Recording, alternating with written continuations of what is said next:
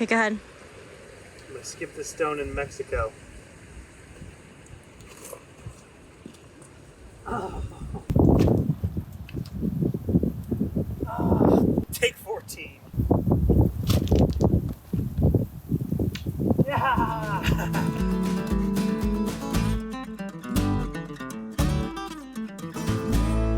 What's up, guys? We are coming to you from Big Bend Ranch State Park, the lovely desert you can see here behind us. And we're here to give you an update of the last few weeks and how it's been. It's been quite an adventure, a lot of ups and downs.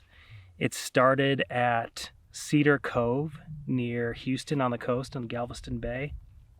And we had diverted there instead of going to Austin because the ice age hit.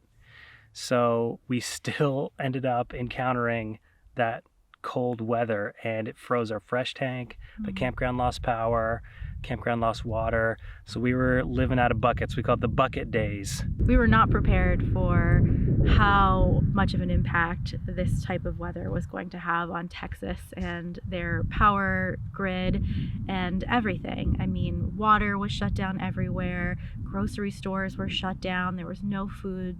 You couldn't find anything. We were waiting in line for propane.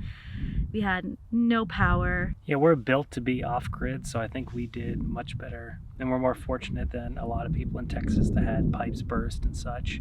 So we did all right. We just rationed our propane. We ran the furnace before bed and when we woke up, and I think we did pretty good given the circumstances. So once the fresh tank thawed and all the ice melted from the roof of the trailer, we were able to get out of the Houston area and make our way to Austin. So we got to spend one night in Austin. We slept in the Cabela's parking lot, but we were still able to go out. We went to this cool outdoor restaurant that had a ping pong table. Yeah. So we were able to get our yayas out, have some fun.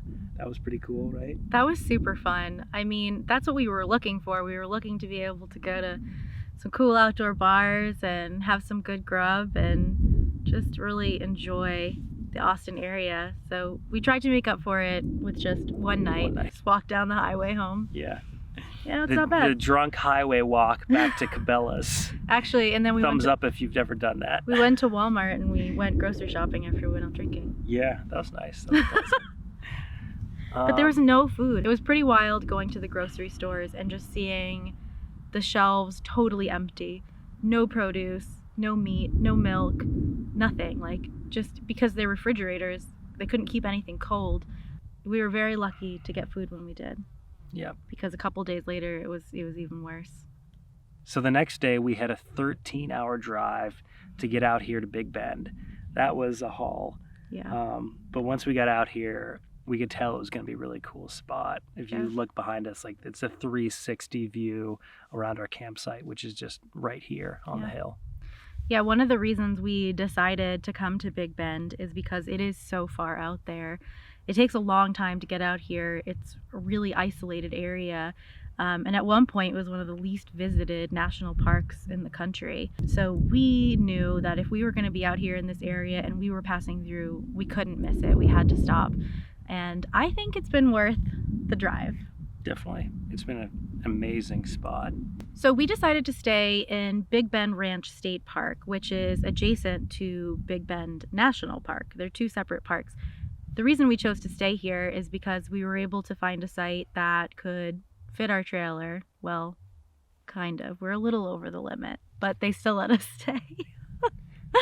But in all seriousness, it's beautiful here in the state park, and it is a little bit of a drive to the national park, but I don't think we could have found a place that had such remote views and so much space to ourselves with our trailer. It's a boondocking site, so there's no hookups. It's primitive, but it's really just been really beautiful. So it's about an hour drive into Big Bend National Park, but almost every day we would cruise in the park and go hiking and explore canyons. So one of my favorite areas of Big Bend is the Chisos Basin, and it's sort of a mountain oasis within the desert. They still have, you know, pine trees there and bears and mountain lions, so it doesn't feel like the desert at all.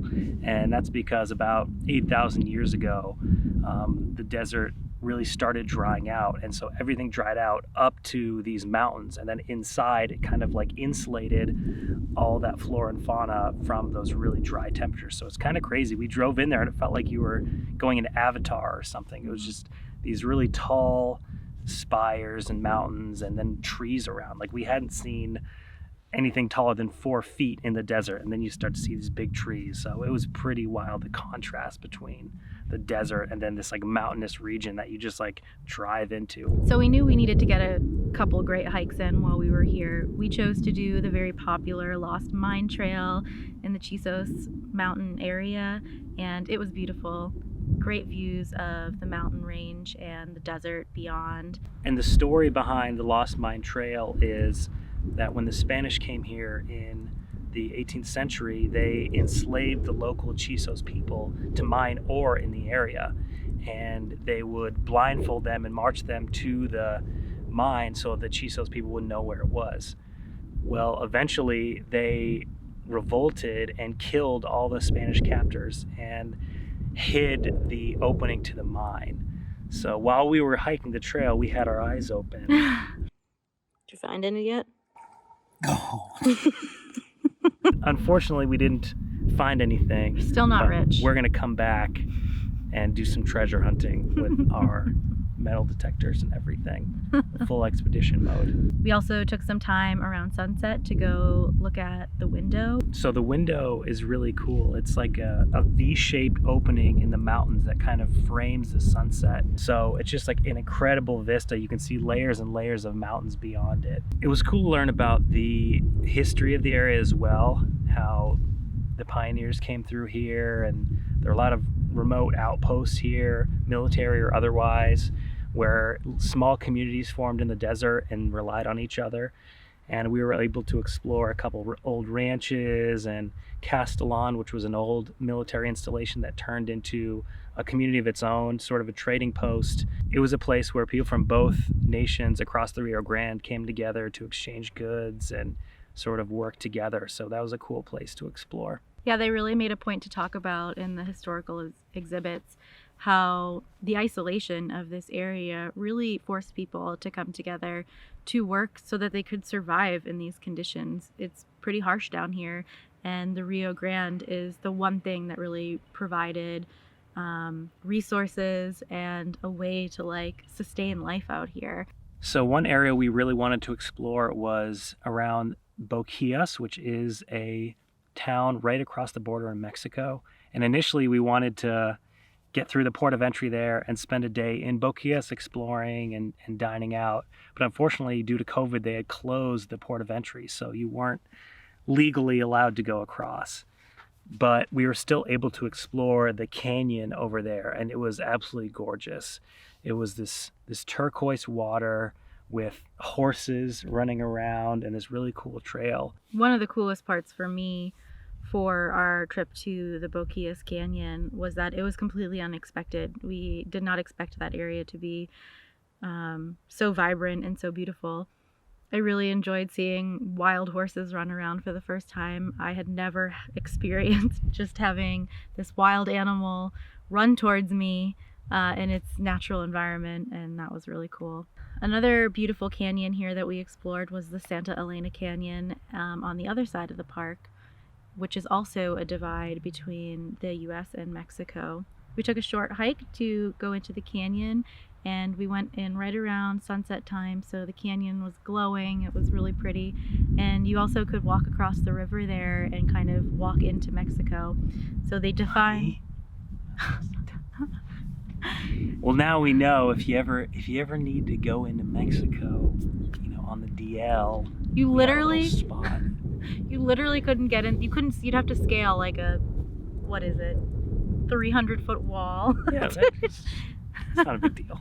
Getting across is the hard part. So I'm always on the lookout for adventures and stuff to do that's specific to the area. So we took a float trip one afternoon down the Rio Grande. I like doing stuff like this too because it allows you to meet with some locals and ask them about the best bars and restaurants and stuff. And our guides were super cool, super funny. So we saw a lot of turtles on the trip. We saw a red-eared slider, which is a very special little creature that a few people watching this video might know about. We also saw a lot of roadrunners.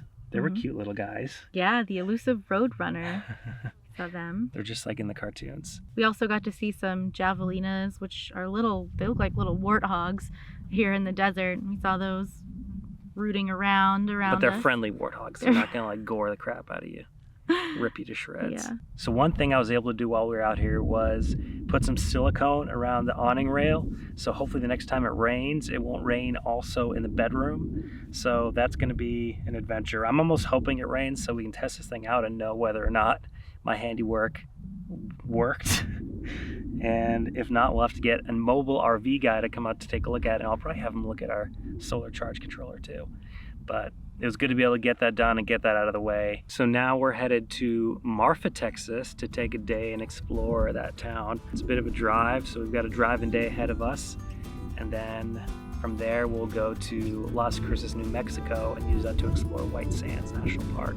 So a lot to be done, a lot of driving, but yeah, it's been great so far, and we'll see you at the next one. Man, it's so quiet in here, huh? We were thinking, you can hear everything in here. What if you farted in the canyon? Why could everybody hear that too? Okay, we're doing this.